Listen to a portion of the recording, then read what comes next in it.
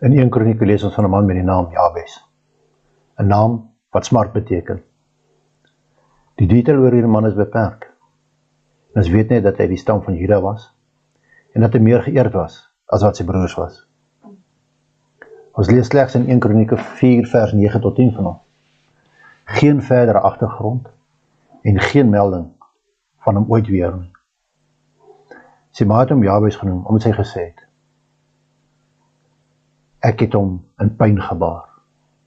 Ons lees dat sy moeder hom so genoem het, omdat sy hom met droefheid gedra het, omdat sy self die gevolge van sonde, die sonde van Adam en Eva ervaar het, en die vonnis wat God uitgespreek het, oor die vrou wat die slang bedrieg het, oor haarself geneem het. Genesis 3 vers 16 lees, en hy sê vir die vrou, ek sal jou kraampyne versterk, jy sal kinders met pynlike inspanning baar. Sy ma het nie hierdie vonnis in geloof, nie net hierdie vonnis in geloof aanvaar nie, maar sy het dit ook aan haar seun oorgedra, deur hom smart te noem. Die vraag wat by mense opkom is, wat is die doel om hierdie inligting in die Bybel in te sluit? Hierdie 2 verse in Kronieke van 'n onbekende man, met skynbaar geen doel vir die lewe, is egter soos elke ander vers in die Bybel, met 'n doel opgeneem. Jy sien, sy ma het hom onder 'n vloek gebring, en hy het 'n keuse gehad. Leef met hierdie etiket vir die res van jou lewe, en leef 'n lewe in hartseer, of roep die God van Israel aan vir uitkoms. In vers 10 lees ons Jabes se reaksie op sy moeder se vloek. Hierdie vers staan ook bekend as Jabes se gebed, 'n gebed wat baie mense in hulle huise uitstal. Het sy in die vorm van 'n portret, skrif op 'n stuk hout, miskien graffiti teen 'n muur, sonder om die ware betekenis of intensiteit van hierdie gebed te verstaan. In 1 Kronieke 4 vers 10 lees ons, Jabes het die God van Israel geroep, stort die seën oor my uit, vergroot my grondgebied, neem my onder die beskerming, en weerhou onheil van my, sodat geen smart my tref nie. God het laat gebeur, wat hy gevra het. Jabes het geweet dat die enigste manier waarop hy vrygemaak kan word van hierdie vloek van sonde, wat deur sy moeder op hom afgedwing is, was deur afhanklikheid van die Here. Daarom rig hy 4 versoeke aan God in sy gebed.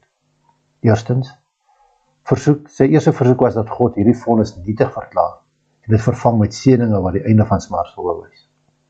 Aangesien God alleen omstandighede kan verander op 'n manier, sodat enigiemand wat deur sonde uit sy teenwoordigheid verban is, na hom teruggebring kan word en sy onvoorwaardelike beloftes en genade kan geniet. Tweedens, die grense waarna hy verwys is nie noodwendig aardse grense nie, maar meer 'n geestelike grens wat in die hemelse sfeer sal uitbrei terwyl hy nog op aarde was.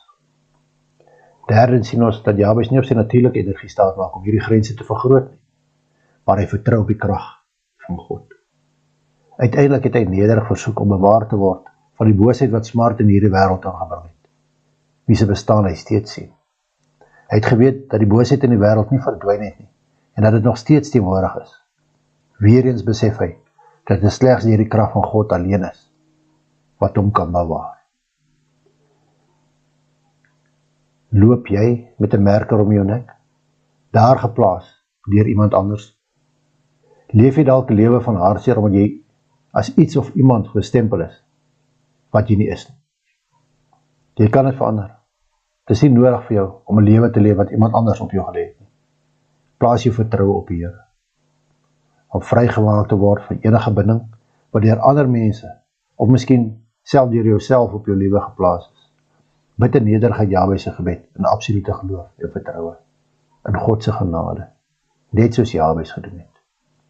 Stort die seën oor my uit, vergroot my grondgebied, neem my onder u beskerming en weerhou onheil van my, sodat geen smart my tref nie.